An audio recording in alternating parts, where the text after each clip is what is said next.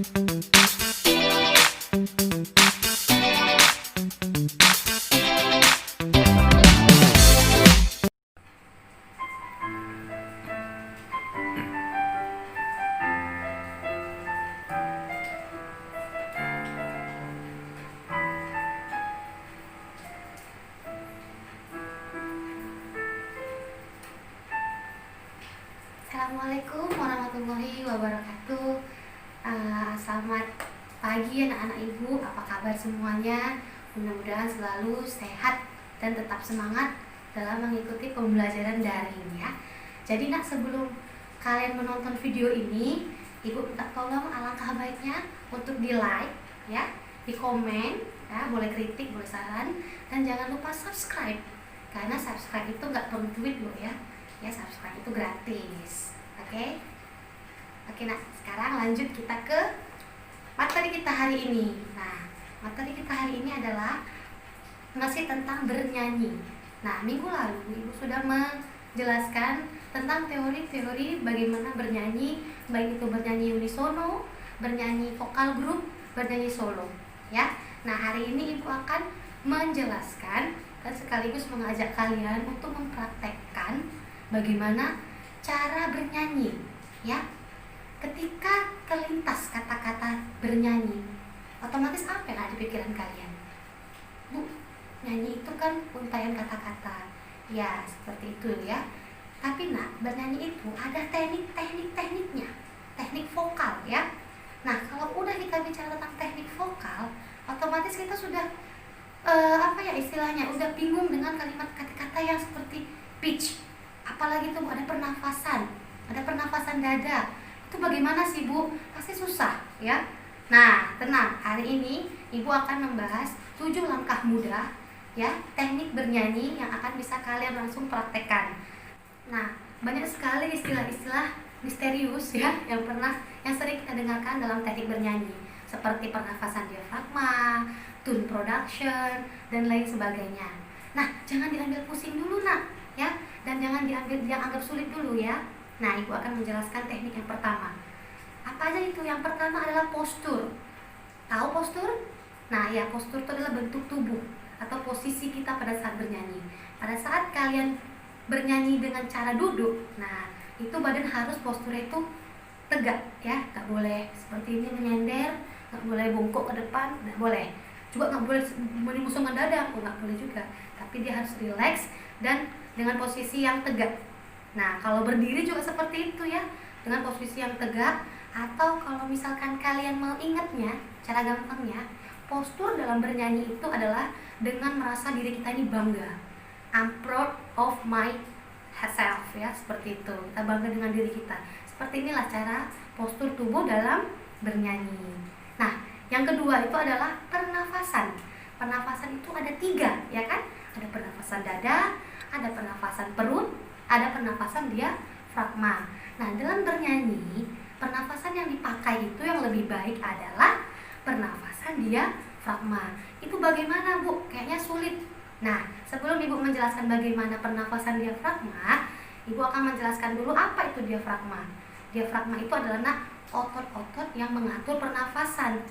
Nah, dan paru-paru itu sebagai kontainernya atau tempatnya, sehingga tekanan suara atau tekanan udara dalam tubuh kita saat bernyanyi itu stabil. Nah, tujuannya seperti itu ya. Jadi pernafasan diafragma itu caranya adalah bahu tidak boleh naik ya. Pada saat kamu menarik nafas, bahu ini nggak boleh naik, nggak boleh ya. Atau apalagi dada naik, nggak boleh. Dia harus relax, duduk tadi, posturnya tetap tegak, dan pernafasannya itu adalah tarik nafas, perut dibusungkan atau udara masuk ke dalam perut, atau perut dibuncitkan lah istilahnya ya. Nah, pelan, 1, 2, 3, tarik nafasnya, baru keluarkan kata-kata mendesis ya. Kita ulang lagi seperti ini, 1, 2, 3, mulai.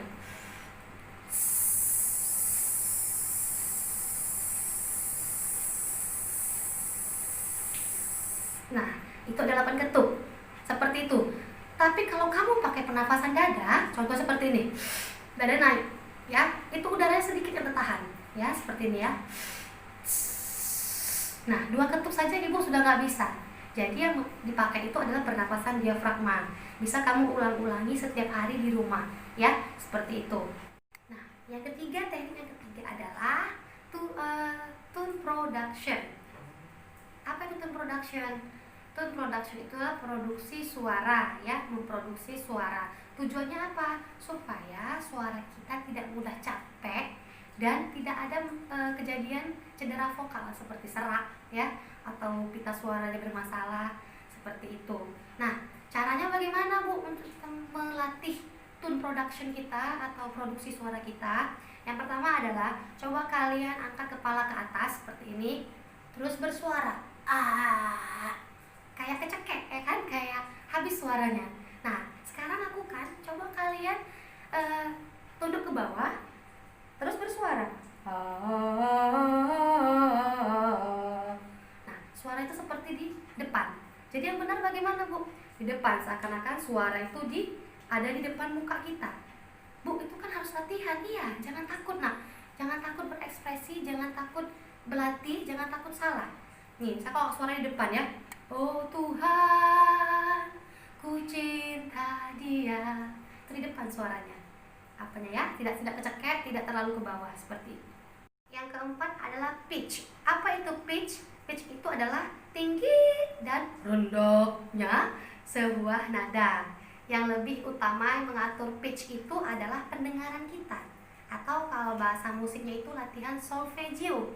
Apa itu, Bu? Mendengar seperti apa? Mendengar nada-nada.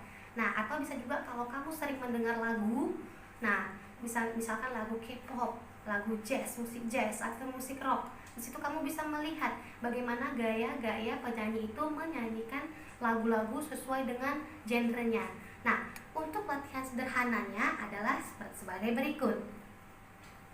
Oke, di sini Ibu menggunakan keyboard, ya. Kalau kamu di rumah ada keyboard lebih mantap lagi, ya. Nah, tapi kalau nggak ada, pianika juga boleh. Atau kalau nggak ada juga udah nggak apa-apa, nak, ya. Dengan menggunakan instrumen apapun, ya, bisa seperti bisa. Contohnya solfeggio itu seperti ini. Do, re, mi, fa, sol, la, si, do. Nah, do, si, la, sol, fa, mi, re, do. Nah, seperti itu. Itu diulang-ulang setiap hari. Nah, misalkan kamu juga mau mengkombinasikannya atau membuatnya seperti apa, ya? Merangkai atau membuatnya lebih indah dengan cara, Bu, bosan saya kalau do, re, mi, fa, sol, la, si, do. Ada cara lainnya enggak? Ada. Seperti ini. Do, re, do, mi, do, fa, do, sol, do, la, do, si, do. Nah, itu falsetto. Biasanya pada orang sopran, ya, suara wanita. Nah, ada lagi caranya banyak. Ada yang misalkan Ibu mau buat nadanya itu kata-katanya itu ma, ya. Jadi ma, ya. Tahu kalau notasinya itu do, re, mi, fa, sol, fa, mi, re, do. Seperti itu. Banyak lagi, nak, kalau mau melatih solfeggio kita. Dengan kalian main alat musik apapun itu seperti gitar atau apapun lah, nak, ya, itu bisa melatih pendengaran kita sehingga pada saat kita bernyanyi pitch-nya atau ketepatan nadanya atau tinggi rendahnya nada itu pas, tepat dia, tidak fals, ya, seperti itu.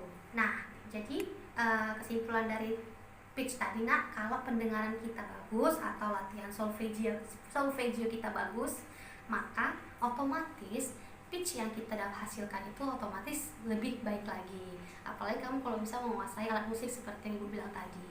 Nah, teknik yang kelima itu adalah tempo dan ketukan. Apakah itu tempo, Bu? Ya, tempo itu ketukan, iramanya. Nah, kamu pernah nggak dengar seorang rapper atau Yonglek, ya? Yonglek dia nyanyi, enak nggak dengar? Atau rapper-rapper yang lain kayak Reza Arab, enak nggak dia nyanyi? Enak, Bu. Kenapa? Karena temponya pas, ya. Coba misalkan kamu dengar orang lain nge-rap, apalagi nge-repet, enak nggak? Enggak, ya, karena temponya nggak ada, ya, atau temponya nggak pas. Jadi kalau kamu mau melatih tempo, nyanyi itu nggak asal-asalan, nak. Jadi temponya bagaimana, kamu harus sesuai. Jangan musiknya ke A, kamu nyanyinya ke Q, ya. Itu tidak sinkron dia. Nah, kalau kamu punya keyboard, nah itu di sini ada tools namanya itu metronom. Bu, tapi saya nggak punya, Bu. bagaimana? Nah, kalau kamu punya smartphone, ibu yakin dan percaya anak-anak ibu semua punya smartphone, ya. Nah, ataupun punya orang tuanya, silakan download aplikasi metronom, ya, aplikasi metronom namanya. Itu nanti bisa kalian dengarkan. Nah, ibu kasih contoh nih, bagaimana mendengar metronom. Nah, ini tempo 70, tak, ya kan? Misalkan ibu mau nyanyinya, oh Tuhan, ku cinta dia, ku sayang dia, rindu dia, inginkan dia. Betulkanlah rasa cinta di hatiku hanya padanya, untuk dia. Nah, ini contoh bagaimana kalau ibu nyanyi tidak sesuai metronom tadi. Ya, ini contohnya. Enak nggak didengar? Oh Tuhan, ku cinta dia, ku sayang dia, rindu dia, inginkan dia. Enak nggak? Utuhkanlah rasa cinta di hatiku nya padanya.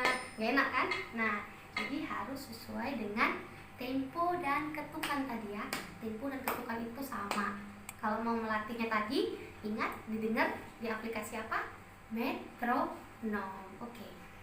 Teknik bernyanyi yang keenam adalah artikulasi. Apa itu artikulasi? Artikulasi itu adalah pengucapan. Nah, jadi bagaimana Bu cara melatih artikulasi? Untuk tahap awal ya, kalian bisa dengan membaca sebuah berita dengan seperti pembawa acara atau pembaca berita di TV. Nah, mereka itu artikulasinya harus jelas. Seperti yang Ibu pernah jelaskan bagaimana bentuk mulut A, bentuk mulut I, bentuk mulut U, O, dan E. Itu bagaimana ya? Itu artikulasi harus jelas. Nah, biasanya nak ya, dan pada umumnya artikulator atau alat pengucapan kita yang kita gunakan dalam bernyanyi itu adalah bibir dan lidah. Nah, jadi itu harus jelas dibukanya. Seperti itu ya. Nah, yang terakhir, teknik vokal yang paling mudah, yang sangat mudah kalian pelajari adalah ekspresi. Nah, ingat nak, jangan lupa ya, nyanyi itu tidak hanya merangkai kata-kata atau nada ya, apalagi melodi ya, bukan hanya itu, tapi juga bercerita. Jadi harus kalian pahami dulu, lagu ini mintanya itu ekspresi yang bagaimana. Nah, kalau untuk lagu yang sudah ada liriknya ya nak, biasa kan lagu ada lirik memang. Kalau ada liriknya itu kita bisa memahami ya. Misalkan kalau liriknya bahasa Indonesia itu sangat paham ya, maksud lagu itu apa, apakah dia menceritakan tentang kerinduan kepada seseorang, apakah itu kesedihan, apa itu ekspresi yang gembira, itu harus kalian ekspresikan dengan mimik, dengan wajah kita ya. Otomatis ibu pasti udah yakin lah nak, kalian pasti udah tahu bagaimana untuk memberikan ekspresi bahagia bagaimana ya, sedih bagaimana, seperti itu. Jadi nyanyi itu tidak hanya asal bernyanyi, tapi juga bercerita. Oke nak, jadi itulah tadi 7 langkah mudah teknik bernyanyi yang bisa kalian praktikkan langsung di rumah. Nah, sebelum ibu closing, ibu tutup, untuk pertemuan kali ini, anak-anak ibu cobalah untuk menyanyikan sebuah lagu bebas, lagu apa saja, genrenya apa saja, yang penting dia ada makna positifnya. Oke nak, sekian dulu pertemuan kita hari ini bersama Ibu Rizka Triananda. Jangan lupa untuk like, comment, dan subscribe. Oke, pesan ibu adalah create art in your life. Bye, assalamualaikum.